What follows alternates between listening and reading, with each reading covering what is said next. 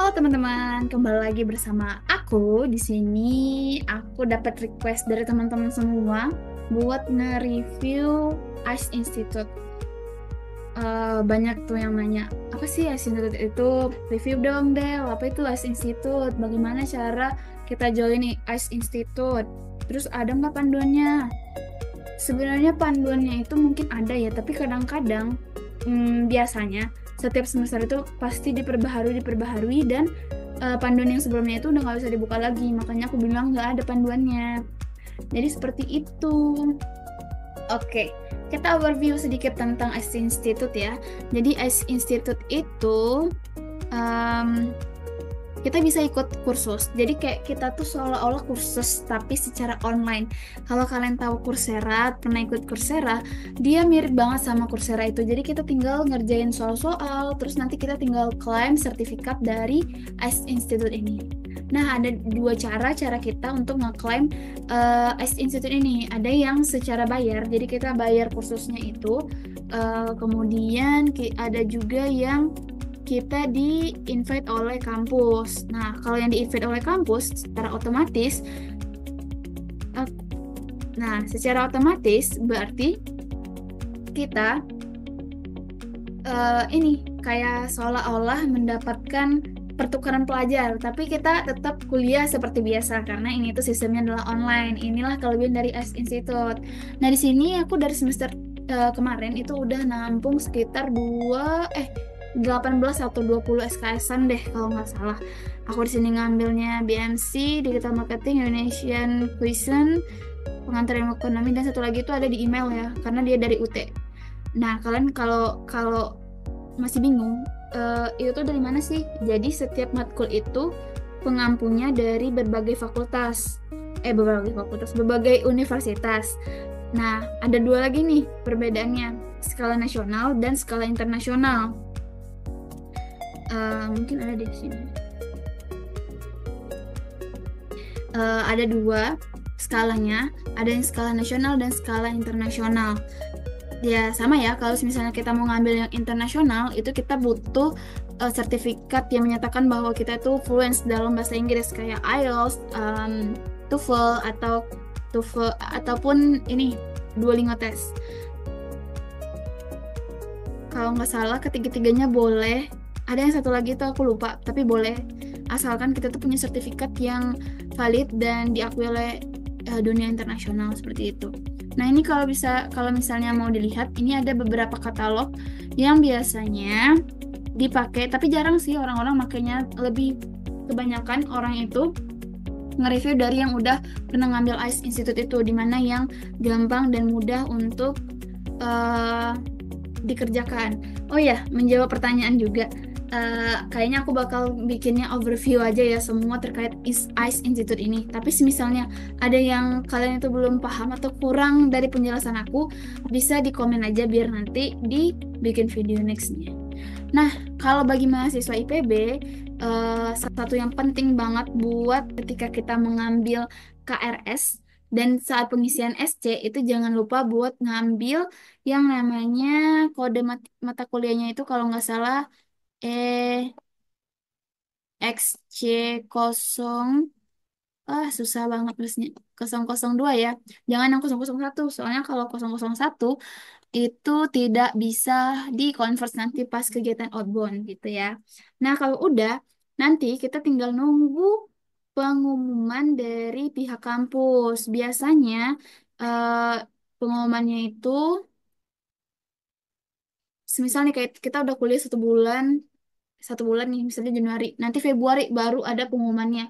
Kalau di aku kemarin itu kalau nggak salah di bulan September, akhir September kalau nggak salah itu baru baru ongoing, baru berjalan itu ininya programnya. Jadi jangan khawatir sih menurut aku, tapi yang penting kita ngambil KRS-nya itu adalah X0002 itu. Harus kita ambil buat disetarain menjadi SKS nantinya. Nih ada beberapa mata kuliah yang nasional yang tadi aku klik ya. Coba kita lihat yang mikrodensial. Nah, ini yang dari luar negeri ya. Ada yang dari Cina, ada yang internasional, dan ada Coursera juga di sini. Sebenarnya apa sih? Pelajarannya itu mudah-mudah gampang ya guys. Tapi nanti deh aku review ya gimana sih pelajaran dan belajar di ICE Institute ini. Beberapa kursus, ya begitulah ya. Ini nih mata kuliah yang bisa kita ambil.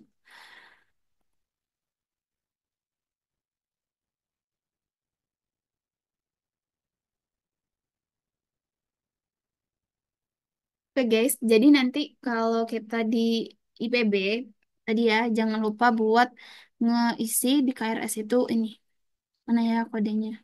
Karena sekarang masih tanggal 7 ya dan dibukanya itu tanggal 8, kita tuh harus nih di program Merdeka atau Institut X Mahasiswa harus mengambil mata kuliah EXC 002. Itu jangan sampai lupa ya guys. Oke, nanti pendaftaran dari fakultas itu biasanya di-share ke akademik. Makanya aku bilang tunggu aja info dari Pak Dudi atau Bu Eva. Nah, itu biasanya dari mereka, dari beliau-beliau itu yang bakal nge-share ke kita. Nanti pendaftaran itu pertama kita melalui G-Form dulu nih di sini. Ini yang semester kemarin ya. Ya, eh, udah nggak bisa diisi lagi ya karena udah selesai. Dan berarti sekarang adalah batch 8 seperti itu guys. Oke, kita balik lagi ke sini. Mungkin kita next ke bagaimana sih cara kita buat eh, join di ICE Institute. Yang pertama, langkah pertama tadi adalah kita harus daftar dulu di mana? Di sini, yang Google Form dari fakultas dulu. Biar kita itu ke data bahwa kita tuh ngikut dari IPB. Biar kita tuh nanti seolah-olah kita tuh dapat beasiswa belajar di ICE Institute. Jadi kita nggak perlu bayar lagi nih buat belajar di ICE Institute-nya itu. Kita tinggal ngikutin program yang ada yang udah free disediakan oleh kampus gitu. Kita nggak bisa langsung daftar di sini, karena bisa aja, tapi secara otomatis kalian bakal bayar sendiri kursusnya. Jadi seolah-olah gitu. Jadi yang pertama itu ngambil KRS-nya, kemudian daftar dulu di Google Form, kemudian baru nanti tuh ada pengumuman lewat email buat daftar di sini. Cara pendaftarannya itu gampang banget. Pertama itu kita bikin akun, nanti bakal dikasih linknya sih. Kalau ini biasanya error ya. Kalau aku dulu di chat langsung oleh pihak ininya ICE Institute-nya karena kayaknya lagi masa pengembangan juga ya developernya.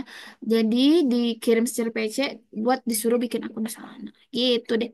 Nanti kita tinggal ya biasa ya ngisi-ngisi data.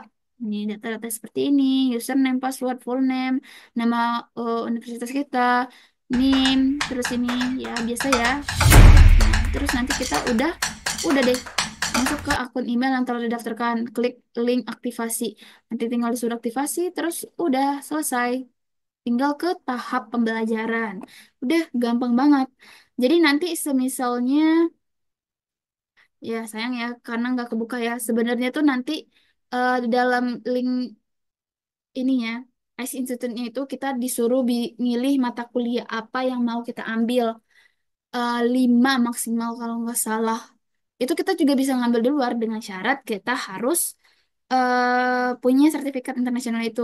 Tapi kalau misalnya nggak ngambil, isi aja dengan nol gitu. Kemarin sih gitu ya. Tapi aku nggak ada datanya, udah nggak bisa dibuka lagi juga. Ya gitu sih.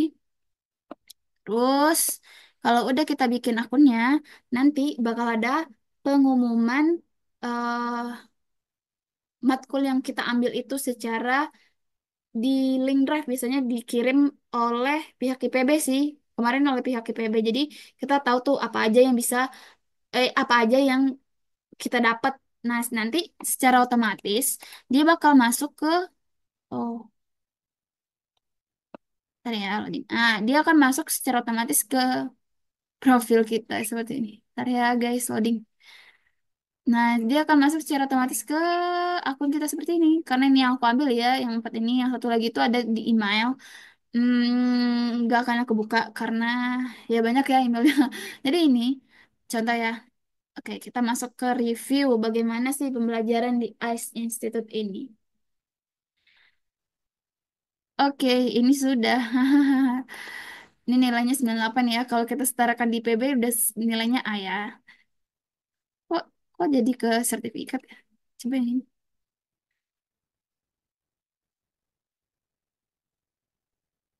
Ah, sertifikat lagi gimana dong caranya ya? Nah, ini yang pengantar ilmu komunikasi. Nah, itu nilainya itu 100. Gampang, guys. Gak ada yang se semenakutkan yang dibilang orang-orang itu sih menurut aku ya. Di dashboard kali. Nah, ini nih. Oke, coba kita review dulu lah yang Indonesia Quiz ini. Nah, jadi seperti ini nih cara pembelajaran di ICE Institute itu, guys. Nih, jadi ada profilnya. Jadi ya kalau kalian udah pernah belajar di Coursera ya pasti tahu ya.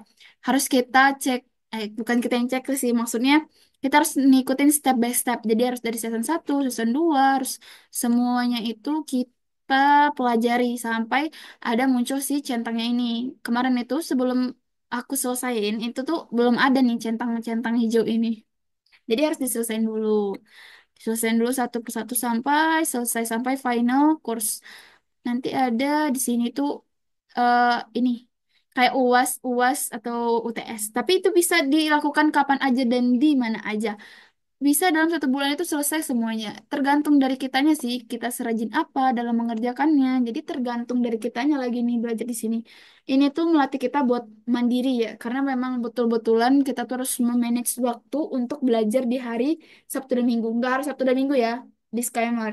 Nggak harus Sabtu dan Minggu. Kapan aja bisa. Yang penting kalian ada waktunya. Nah ini nih jawaban-jawabannya. Apakah kalian juga mau ya jawaban-jawaban gini? Buat review di next semester. Ditunggu deh kalau ada yang mau. Ahaha. Oke, mungkin dari aku gitu ya, overview tentang ICE Institute. Mungkin beberapa udah terjawab, beberapa kebingungan dan penasaran kalian udah terjawab. Sekian dulu ya, videonya, materi videonya. Mungkin kalau ada nanti pertanyaan atau ada lagi yang mau ditanyakan lagi, bisa di kolom komentar saja ya. Nanti biar aku langsung jawab biar nggak satu persatu ke orang secara pribadi, biar semua juga tahu gitu. Oke guys, terima kasih telah menyaksikan. Sehat-sehat dan